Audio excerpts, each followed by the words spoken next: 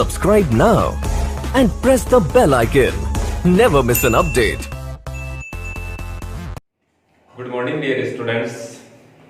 आज हम आपके लिए लेकर आए हैं 9th क्लास में चैप्टर नंबर 2 पॉलिनोमियल्स। इससे पहले हमने आपको लास्ट क्लास में जो न्यू सिलेबस है उसके बारे में आपको जानकारी दी या आपको बताया गया कि क्या क्या आपके सिलेबस में ऐड किया गया है।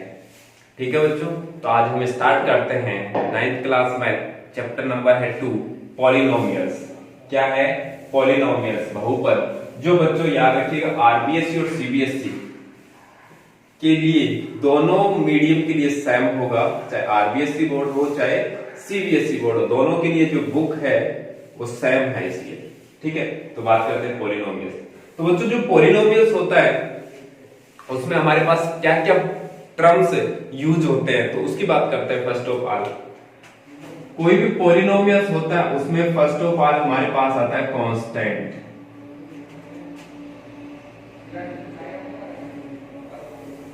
कांस्टेंट यानी अचर।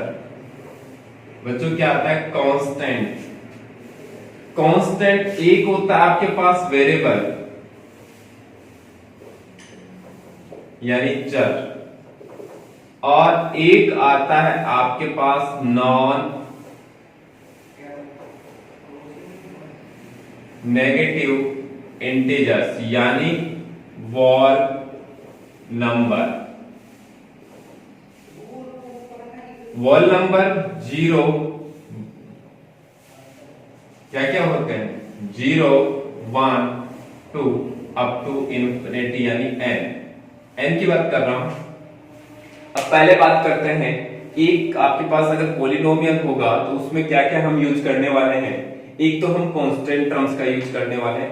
कांस्टेंट टर्म्स क्या होती है बच्चों? कांस्टेंट टर्म्स की वैल्यू कभी भी चेंज नहीं होती है, जो टर्म्स है वही रहेगी। कैसे? अगर मैं कहूं 5 है तो 5 कभी भी चेंज नहीं होगा, ये एक कांस्टेंट टर्म्स है, यानी जिसके साथ वेरिएबल इंक्लूड नहीं हो वो कांस्टेंट होता है। जैसे कि अगर मैं बात करता हूं 5x तो ये क्या नहीं है? कांस्टेंट टर्म्स नहीं है बच्चों। कांस्टेंट जिसकी वैल्यू कभी भी चेंज नहीं होती है, ठीक है, जो है वही रहती है, वो कांस्टेंट टर्म्स होता है। वेरिएबल की बात करते हैं स्टूडेंट्स, तो वेरिएबल क्या होता है? वेरिएबल की जो वैल्यू है according to condition, according to condition यानी कंडीशन के अकॉर्डिंग चेंज हो जाती है। तो बच्चों हम वेरिएबल यूज करने वाले हैं x, y, z, t, u, etc। ये क्या है? सभी वेरिएबल। इनकी वैल्यू अकॉर्डिंग टू कंडीशन या सिचुएशन के अकॉर्डिंग चेंज हो जाती है, क्वेश्चन के अकॉर्डिंग क्या हो जाती है? चेंज हो जाती है। तो वो क्या होते हैं? वेरिएबल होते हैं।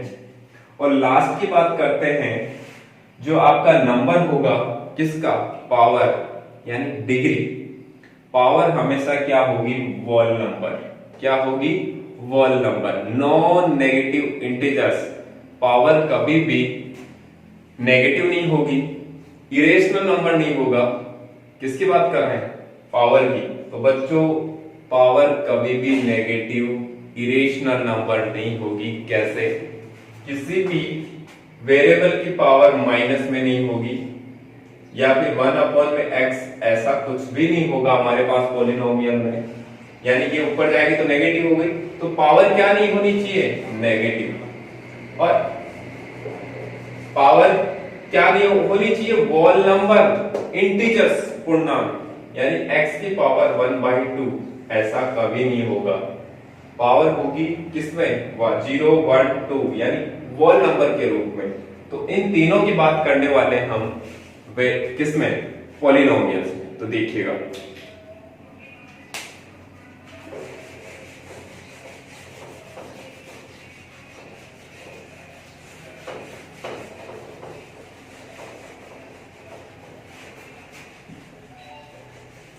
जो आपका पॉलिनोमियल्स है 2 बेस पर आधारित होता है बच्चों। कितने बेस पर आधारित होता है? 2 बेस पर आधारित होता है। ऑन द basis डिग्री, घात के आधार पर, डिग्री के बेस पर। तो डिग्री क्या होती है उसको जानने का प्रयास करते हैं। अगर हमारे पास कोई इक्वेशन है स्टूडेंट्स, मान लो 5x की पावर 4 प्लस 3x प्लस 2, ये एक इक्वेशन है। अब मैं इस इक्वेशन की बात करूं कि बच्चों इसमें डिग्री क्या है, तो बच्चों डिग्री याद रखिएगा, किसी भी इक्वेशन की मैक्सिमम, क्या, मैक्सिमम पावर, किसी वेरिएबल की, किसी इक्वेशन में वेरिएबल की मैक्सिमम पावर, अधिकतम पावर ही उसकी क्या होती है, डिग्री। क्या होती है स्टूडेंट्स, डिग्री। तो इस इक्वेशन की बात करता हूं बच्चों, इस इक्वेशन में डिग्री क्या है, 4। क्या है, 4। मैक्सिमम वेरिएबल क्या है बच्चों, x की पावर यहां 1 है और यहां 4 है, तो x की पावर 4 मैक्सिमम है, तो मैक्सिमम पावर ही क्या होती है बच्चों, डिग्री। तो मैं डिग्री के बेस पर बात करना चाहता हूं, तो देखिएगा इसमें क्या क्या होता है। फर्स्ट होता है 0, डिग्री क्या हो, 0। सेकंड की बात करता हूं, डिग्री क्या हो, 1। थर्ड की बात करता हूं मैं बच्चों, डिग्री क्या हो, 2। फोर्थ की बात करते हैं, डिग्री क्या हो, 3। यानी अगर डिग्री क्या होगी, 0, तो देखते हैं।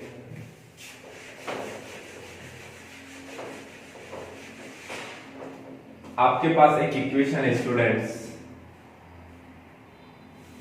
ए या फिर कांस्टेंट है ये, या फिर आप कांस्टेंट यूज कर लो, 5x की पावर 0। डिग्री क्या होनी चाहिए, 0। अगर किसी इक्वेशन में वेरिएबल की डिग्री 0 होगी, या फिर मैं इसको कह सकता हूं बच्चों, ये क्या आ रहा है, 5 क्यों आया, क्योंकि किसी भी डिजिट की पावर अगर बच्चों 0 होती है, किसी भी डिजिट की पावर क्या होती है, 0, तो उसकी वैल्यू ऑलवेज क्या होती है, 1। तो 5 इंटू 1 हो गया बच्चों 5। तो ये एक कौन सा पॉलिनोमियल बन गया बच्चों, अभी बताया मैंने कि ये है एक कांस्टेंट पॉलिनोमियल। कौन सा पॉलिनोमियल हो गया बच्चों, कांस्टेंट पॉलिनोमियल। अब बात करते हैं अगर डिग्री क्या हो, 1। क्या हो बच्चों, डिग्री 1, तो हो सकता है आपके पास इक्वेशन हो, मान लो 5x की पावर 1। अगर x की पावर यहां 1 लगा दो या रिमूव कर दो, एक ही बात है कि x की पावर क्या है, 1, और यहां कुछ ऐड भी कर सकते हैं। तो बच्चों जहां वेरिएबल की पावर क्या होगी, 1, तो वो हमेशा क्या होगा, लीनियर पॉलिनोमियल्स। यानी लीनियर यानी क्या होता है, रैखिक बहुपद, यानी लीनियर पॉलिनोमियल। अब बात करते हैं बच्चों, अगर डिग्री क्या हो, 2, किसी इक्वेशन की मैक्सिमम पावर क्या हो, 2, तो हम यहां बात कर लेते हैं 5x की पावर 2 प्लस, यहां कुछ भी नोट कर तो कोई दिक्कत नहीं है, लेकिन पावर मैक्सिमम क्या होनी चाहिए, 2 ही होनी चाहिए, 3x प्लस 1। इस इक्वेशन में देखते हैं बच्चों मैक्सिमम पावर क्या है, 2, तो ये सेकेंड डिग्री का यानी क्वाड्रेटिक इक्वेशन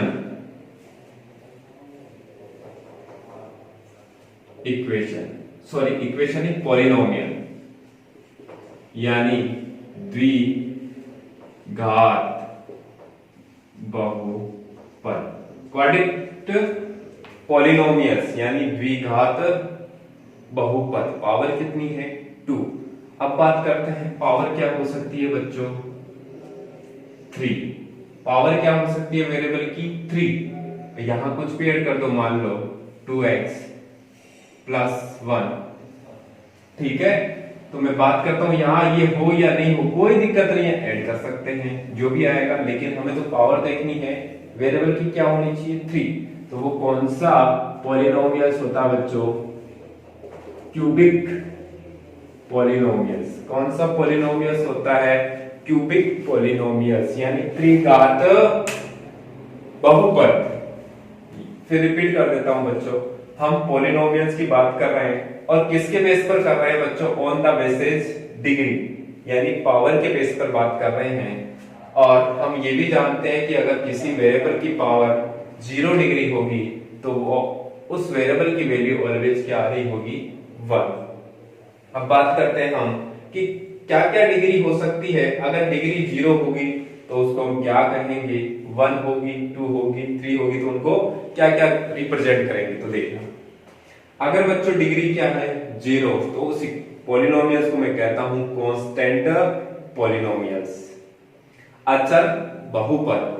नेक्स्ट, अगर डिग्री क्या होगी 1, यानी वेरिएबल की मैक्सिमम पावर 1 होगी तो बच्चों उसको बोलेंगे लीनियर पॉलिनोमियल, रैखिक बहुपद। अगर बच्चों डिग्री क्या होगी मैक्सिमम पावर 2, तो उसको बोलेंगे क्वाड्रेटिक इक्वेशन। और लास्ट है, अगर पावर 3 होगी तो उसको बोलेंगे क्यूबिक पॉलिनोमियल्स। ये ऑन द किस पर हुई, बेसिस डिग्री। डिग्री के बेस पर पॉलिनोमियल्स कुछ ऐसे होते हैं। अब बात करते हैं बच्चों नेक्स्ट,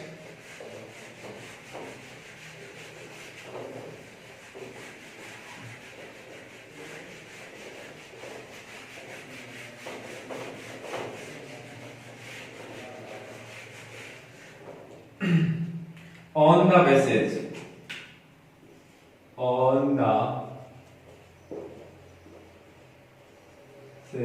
terms, यानी टर्म्स के बेस पर, किसके बेस पर, on the basis on terms.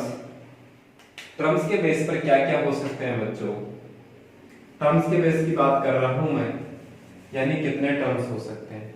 अगर किसी इक्वेशन में, फर्स्ट की बात करते हैं हम, अगर किसी इक्वेशन में ओनली 1 टर्म्स होगी, कितने टर्म्स होंगे, 1। कैसे, अगर मैं बात करूं 5, या बात कर लेते हैं 2x,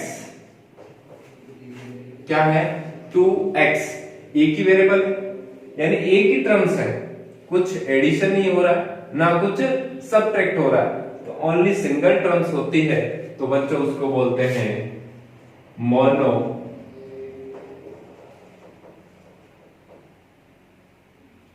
मोनोमियल्स। क्या बोलते हैं, मोनोमियल्स। यानी अगर सिंगल टर्म्स होगी तो उसको बोलेंगे बच्चों मोनोमियल, किसके बेस पर, टर्म्स के बेस पर। तो मोनोमियल्स फर्स्ट कंप्लीट हुआ। अब बात करते हैं सर बच्चों, ऐसा भी हो सकता है मोनोमियल्स 1/√2x, ठीक है बच्चों, 3x², लेकिन टर्म्स कितना होगा, एक ही होगा, ना तो उसमें कुछ सब्ट्रैक्ट होगा और ना ही कुछ ऐड हो रहा होगा, तो उसको क्या बोलते हैं बच्चों, मोनोमियल।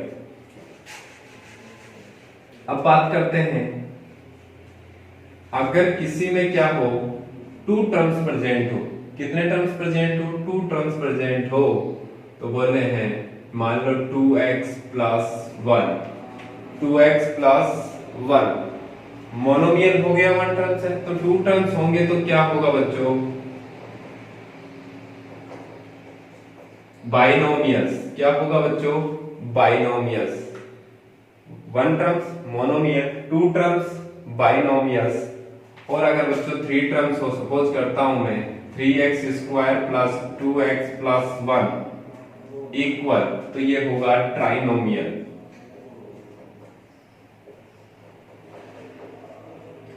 यानी ऑन द टर्म्स ऐसे ही आगे इंक्रीज होगा, जैसे कि हमने पढ़ा है mono 1/2, tri, mono bi, tri, tetra, penta, hexa, इटी से अकॉर्डिंग आगे चलते रहेंगे, लेकिन इतना आगे हमारे है नहीं, इतना ही है मोनोमियल, बाइनोमियल और ट्राइनोमियल। तो जिसमें ओनली सिंगल टर्म्स होगा बच्चों उसको बोलेंगे मोनोमियल, जिसमें कितने टर्म्स प्रेजेंट होंगे, 2 टर्म्स, उसको बोलेंगे बाइनोमियल, और 3 टर्म्स होंगे उसको बोलेंगे क्या, ट्राइनोमियल। ओके बच्चों,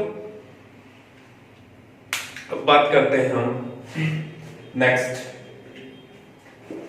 कि पॉलिनोमियल का स्टैंडर्ड इक्वेशन क्या होता है बच्चों। कौन सा इक्वेशन, स्टैंडर्ड इक्वेशन। बहुत ही अच्छी बात आने वाली है आपके सामने।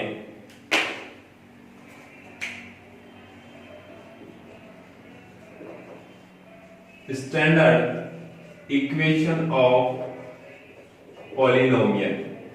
पॉलिनोमियल्स का क्या स्टैंडर्ड इक्वेशन।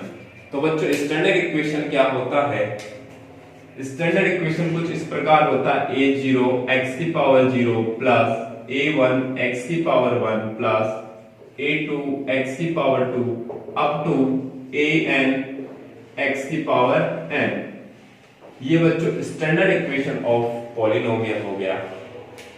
अब हम इसको कैसे रिप्रेजेंट करते हैं देखिएगा, और क्या नोट कर सकते हैं, यहां a नोट कर सकते हैं, और अभी बताया मैंने x की पावर 0 क्या होती है 1, तो यहां क्या हो गया a0 प्लस a1 x की पावर 1 प्लस a2 x की power 2 up to an x की पावर n।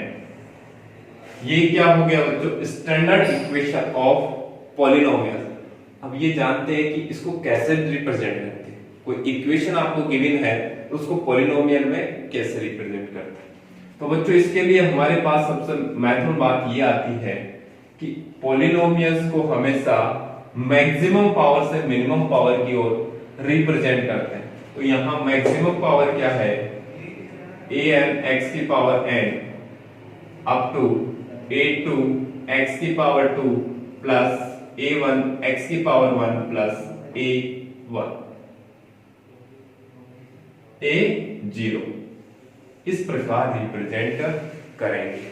चलो इसको एक एग्जांपल के तौर पर देखते हैं। अगर आपके पास कोई इक्वेशन गिवन है, क्या गिवन है इक्वेशन, मान लो 3x plus 4y square 3x square plus 9x cube plus 4, इसको मैं पॉलिनोमियल के रूप में रिप्रेजेंट करूंगा। तो बच्चों पॉलिनोमियल को कैसे रिप्रेजेंट करते हैं, मैक्सिमम से मिनिमम पावर की ओर, यानी वेरिएबल की मैक्सिमम पावर से हम मिनिमम पावर की ओर नोट करने वाले हैं। तो देखिएगा यहां से मैक्सिमम पावर क्या है 3 2 1, तो मैक्सिमम पावर क्या है बच्चों 9x cube plus 4x square plus 3x plus 4। यही फॉर्मूला है, ये मैक्सिमम पावर है। फिर किस में चलेंगे हम मिनिमम पावर में, किस में चलेंगे मिनिमम, यही हमने यहां नोट किया। x की पावर कितनी हो गई 3 2 1, मैक्सिमम से मिनिमम की ओर। ये क्या हो गया स्टैंडर्ड इक्वेशन ऑफ पॉलिनोमियल्स। बच्चों अब हम बात करते हैं इसमें और क्या हो सकता है पॉलिनोमियल्स।